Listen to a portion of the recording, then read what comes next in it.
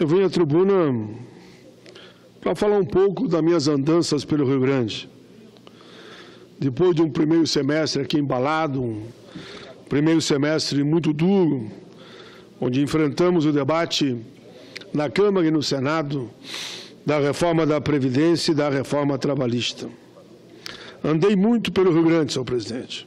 Conversei com a população, dos mais simples aos mais abastados, empresários, dos mais variados setores, trabalhadores do campo da cidade, prefeitos, vereadores, deputados, lideranças municipais, sindicalistas, estudantes, idosos.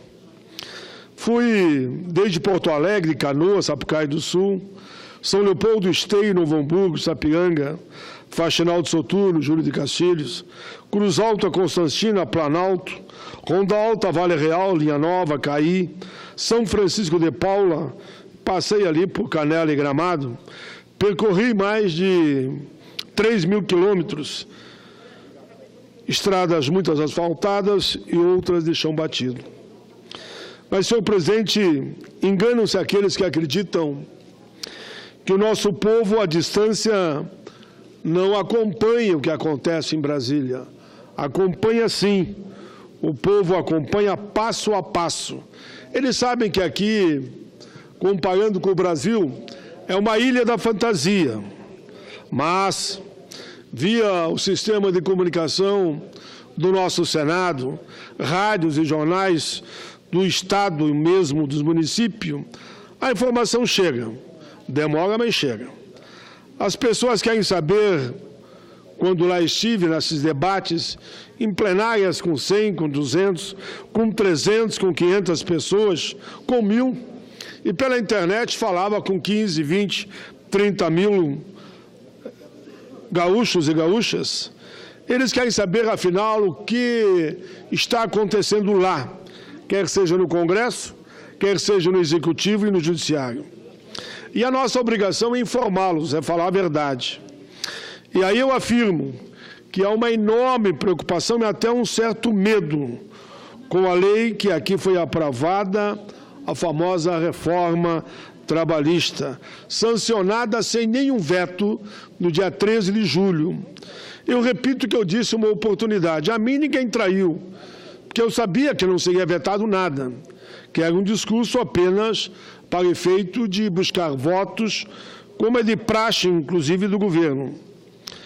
Lembro que apresentei um voto em separado e apoiado por inúmeros senadores e senadoras, não só do PT, mas também de outros partidos, e conseguimos aprovar o nosso voto em uma comissão.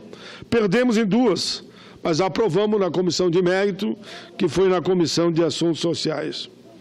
A chamada lei que o povo chama anti-lei da modernização. Portanto, senhor presidente, depois de conversar muito com o nosso povo, eu estou cada vez mais convencido que essa casa aprovou sem nenhuma mudança o que já havia aprovado na Câmara dos Deputados, fazendo um dos maiores desserviços contra o povo brasileiro do último século. E ainda trazendo prejuízo para a geração presente e a geração futura. Sempre é importante afirmar e esclarecer a opinião pública. Por exemplo, trabalho intermitente é salário por hora.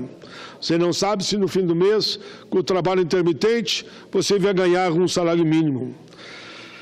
O negociado sobre o legislado significa também que a lei para você não vale, só vale a negociação, inclusive individual. A terceirização é um desastre. Salário 30% a menos do que aquele que está efetivo na empresa. E ainda, eu já disse inúmeras vezes, acidente, doença no trabalho, morte no trabalho, cada 5, 4 é de empresa terceirizada. Poderíamos falar aqui do autônomo exclusivo. Autônomo exclusivo não tem direito a nada, não tem direito a nada, somente aquilo que a sua autonomia lhe dá. Se uma empresa tem 1.000 trabalhadores, demite os 1.000 e contrata 1.000 autônomo exclusivo, todos os encargos sociais passam a ser daquele trabalhador e não mais da empresa. Assim, senhor presidente, eu quero deixar muito claro que os trabalhadores do campo e da cidade sabem o que aconteceu, sabem que ficaram a cabresto daqueles que detêm o poder da contratação. Quem contrata é aquele que emprega, e o trabalhador tem que se sujeitar, ou senão não será contratado. Senhor presidente, eu estou, de fato, com a mesma preocupação que eles estão. Por isso, eu diria para todos os gaúchos e gaúchas que me perguntam como fica a sua carteira de trabalho, como fica o Vale Transporte, hora extra, as férias, os adicionais, o piso salarial, a jornada de trabalho, só não fica, porque mediante os exemplos que aqui dei, eles poderão não receber. É a flexibilização das leis trabalhistas. Isso não é sinônimo de jeito nenhum de geração de novos postos de trabalho. A facilidade de contratação vai na contramão daqueles que têm a carteira de trabalho assinada, porque eles poderão ser demitidos, para serem admitidos aqueles que não terão os mesmos direitos se entrarem como terceirizado, entrarem como autônomo ou entrarem como intermitente. Em tempo de governos incapazes de governar para o povo e para o crescimento e desenvolvimento de um país, a saída encontrada de um governo fraco é sempre a pífia, é aquela que não leva a nada, a que leva tão somente a ganhos do setor financeiro, dos grandes bancos e dos maiores empresários, que eu aqui classifico aqueles que são 5% do país.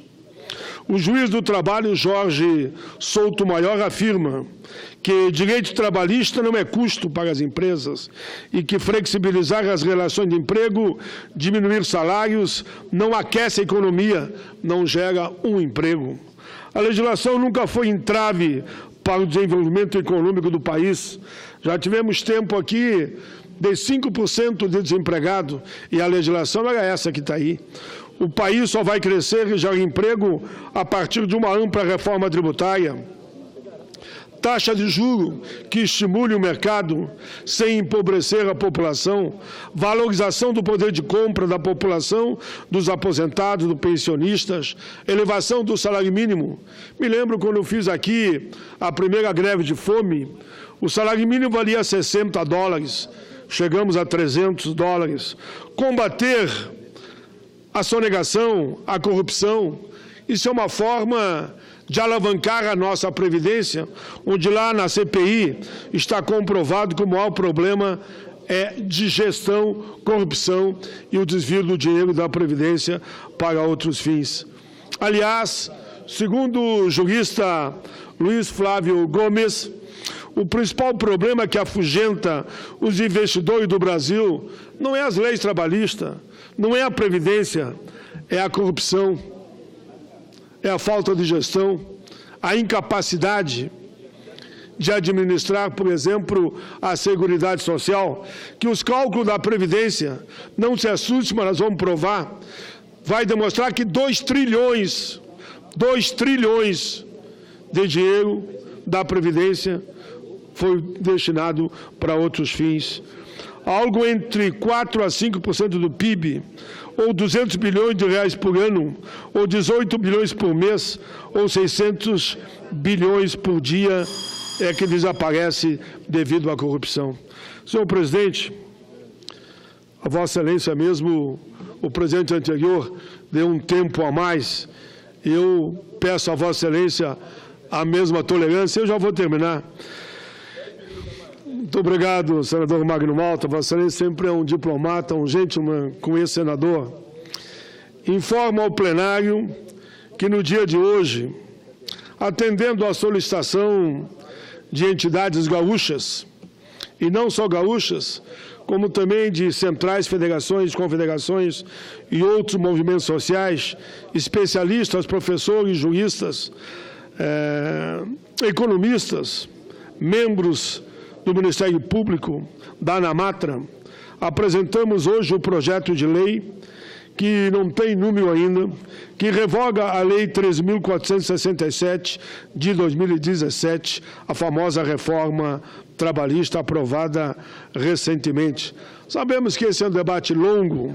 Quando nós falamos nessa forma, e está aqui o projeto que eu estou apresentando, na verdade é um novo Código do Trabalho, que a gente possa se debruçar sobre ele de forma tranquila, ouvindo empregado, ouvindo empregador, ouvindo empresários da área rural, da área urbana, trabalhadores da área rural, da área urbana. Eu que muitos dizem, mas você não vai conseguir aprovar o novo estatuto. É uma nova consolidação das leis do trabalho, com todas as mudanças que tivemos que fazer. Porque no passado, o doutor Magno Malta, e Vossa Excelência acompanhou, diziam que a gente não aprovaria o Estatuto da Pessoa com Deficiência. Aprovamos. Vossa Excelência foi parceiro no período todo. Diziam que nós não aprovaríamos o Estatuto do Idoso. Aprovamos. Da igualdade racial e social. Aprovamos. Da criança e do adolescente, ainda quando deputados, participamos e aprovamos, colaboramos pela aprovação daquele. O Estatuto da Juventude, chegou aqui, assumimos a relatoria, a pedido da Juventude, aprovamos. A política de salário mínimo mais PIB, aprovamos. A Fórmula 85-95, que garante às mulheres se aposentar com 30 anos de contribuição e homem com 35, idade 60 homem e 55 mulher. Também achavam que a gente não aprovaria, porque ficaria eternamente o fator previdenciário. Aprovamos, o fator previdenciário foi colocado de lado. Agora mesmo, quando me perguntam, senador, eu vou terminar esses últimos um minuto só, a reforma da Previdência. Claro que nós aqui, eu tenho certeza, é quase unânime que nós somos contra como ela está, mas não somos contra que se faça acertos pontuais, que a própria CPI há de mostrar, de gestão, e não de passar conta, mais uma vez, para o trabalhador e cobrar dos grandes devedores. E repitam, a dívida, se cobrasse tudo, dá mais de 1 trilhão. Dívida pronta para ser executada.